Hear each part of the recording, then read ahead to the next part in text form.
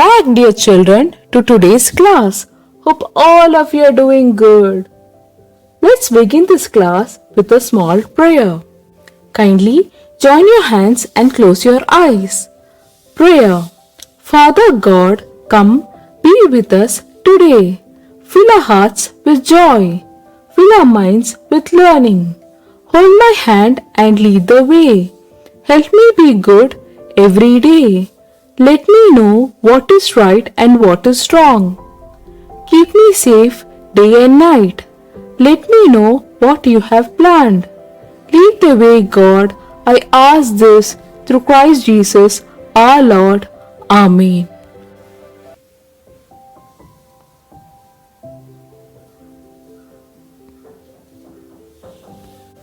Lesson 7. Through the Desert. In our previous lesson, we saw how people of Israel were treated as slaves in Egypt and how Moses liberated them from Pharaoh. We also saw how they crossed the Red Sea. In this lesson, we will see what happens in their journey through the desert to reach the promised land of Canaan. The people of Israel, after crossing the desert, continued their journey with great expectation. Children, do you remember how happy they were while crossing the Red Sea?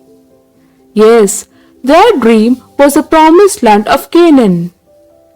The Lord was guiding them and protecting them every step of the way. The Lord went in front of them in a pillar of cloud by day to lead them along the way, and in a pillar of fire by night to give them light so that they might travel by day and by night. Exodus chapter 13 verses 21 and 22. The water of Mara. Even though they walked for 3 days through the Shur desert, they couldn't find water anywhere. At last, they found water at a place called Mara, but it was too bitter to drink. People began to murmur against Moses. Moses cried out to the Lord asking, "What shall we drink?" The Lord showed him a piece of wood. He threw it into the water and the water became sweet.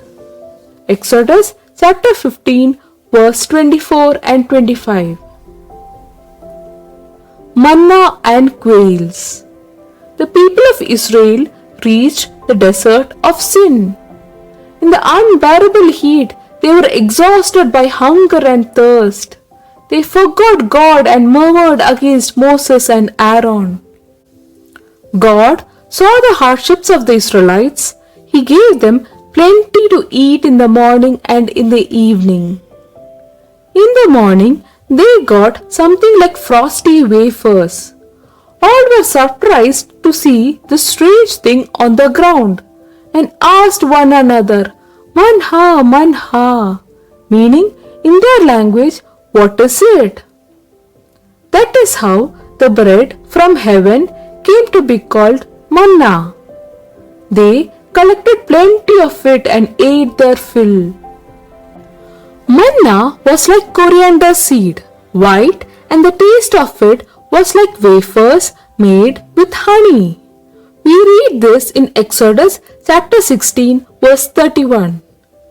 It was their food for 40 years till they reached the land of Canaan. In the evenings, they could catch plenty of quails and they enjoyed their tasty meat.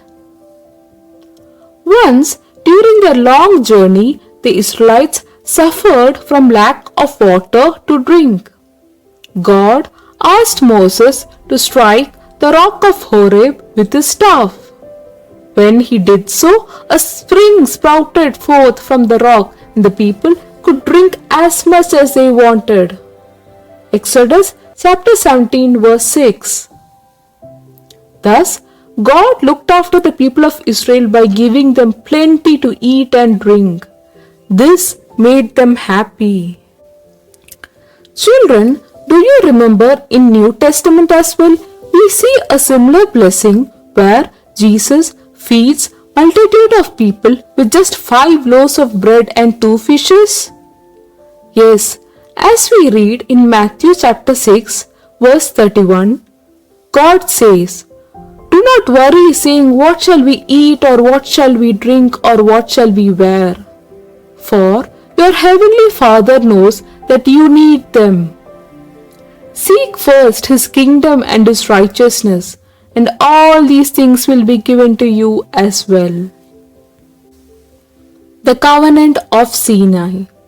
When the people of Israel walking through the desert reached the base of Mount Sinai and camped there, God called Moses from the mountain and said, "You go and tell the people of Israel, if you obey my voice and keep my covenant, you shall be my treasured possession out of all the people." Moses called the elders of the people and explained to them all that the Lord had told him. The people said in one voice, "Everything that the Lord has spoken, we will do." Exodus chapter 19 verse 8. Then God established the covenant with them, and as a symbol of the covenant, He gave them the commandments. The serpent of the desert. The people of Israel continued their journey through the desert. During this journey, they again became impatient and spoke against God and Moses. They had clearly forgotten the numerous blessings that the God had showered upon them. So, God decided to punish them. He sent poisonous serpents among them. Many Israelites died of snake bite. Realizing their fault, the people approached Moses and said, "We have sinned by speaking against the Lord and against you. Pray to the Lord to take away the serpents from us." So Moses prayed for the people, and the Lord said to Moses, "Make a poisonous serpent and set it on a pole, and everyone who is bitten shall look at it and live." So Moses made a serpent of bronze and put it upon a pole. And whenever a serpent bit someone, that person would look at the serpent of bronze and live. Numbers chapter 21 verses 7 to 9. Children, just like the people of Israel who had to undergo many sufferings while crossing the desert, we may also face challenges and difficulties in our life. On all such occasions, we must be patient and believe that God will be there to help us. The tent of meeting. God continued His plan of salvation to the people of Israel. During the journey in the wilderness, Moses used to pitch his tent outside far off from the camp. Moses called it the tent of meeting. God and Moses used to talk in this tent.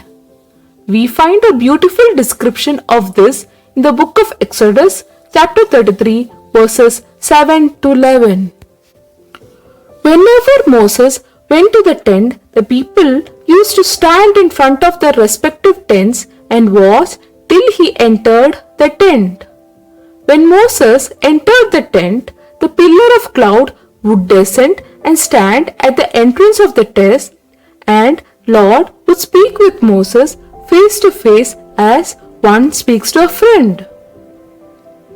Children, all of you like talking to friends, right? Just like Moses, we can also talk to God as if we are talking to a friend. We all have a tent of meeting. It can be our prayer room or any lonely place where you can talk to God and share all your happiness and sorrows. The Lord with the people. Moses, who was ordained to lead Israel, wished to know the ways of God. The Lord replied to Moses, "My presence will go with you, and I will give you rest." Exodus chapter 33 verse 14. Thus, the Lord fulfilled Moses' wish. A cloud appeared above the tent erected by Moses. It stayed over the tent in the form of a cloud by day and in the form of fire by night. The people of Israel considered this as the presence of the Lord. When the cloud stopped, they would stop and pitch the tents of the camp. They did so as commanded by the Lord. God's guidance. In the Old Testament, we find several persons who were guided by God in a special way, such as the patriarchs Abraham, Isaac, and Jacob. Moses, the leader of people of Israel, was also guided by God all along his way. God set a goal to his own people whom he had brought out of Egypt. The goal was the distant land of Canaan, the promised land. The journey to this land was not an easy one. It was full of hurdles. But as long as the journey was in the company of the Lord, people had nothing to worry about. This is a lesson that we learn from the long and torturous journey of the Israelites through the wilderness. The Pilgrim Church. The people of Israel who got liberated from Egypt were a pilgrim community who were led by Moses and traveled through the wilderness with the land of Canaan as their goal. Similarly, the people of the New Testament, the church, is also a pilgrim community who have been liberated from the binds of sin. The journey through this world with heaven as a goal is not so simple or easy to make. There would arise several problems and hurdles. On all such occasions, God will be there to help, for He is faithful in His promises and merciful in His deeds. From this lesson, what we learn is God, who was with Israelites as a cloud over the tent, is today with us, intervening and helping in our life situations. He sees us, knows our deeds, and leads and directs us. Ways of God are different from human ways. We may undergo many hardships and sufferings, but God will surely lead us to salvation. God will protect us from all dangers, and He will always be faithful to His chosen people. The history of Moses gives us a message that the Lord who called, strengthened, and guided Moses shall strengthen and guide us too in times of need. Let us pray. O God, who guided the Israelites through the wilderness, lead us also in our journey towards the heavenly home. Here's a small quiz for you. Find out the answers to fill up the blanks.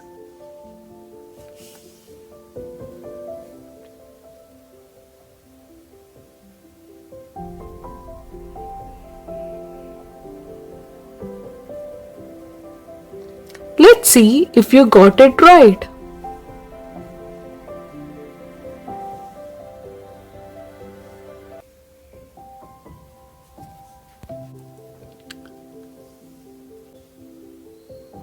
Q&A. Children, the answers to the textbook questions for this lesson are given below. You can pause the video and write it down. It will also be sent to you as file attachment in Grab.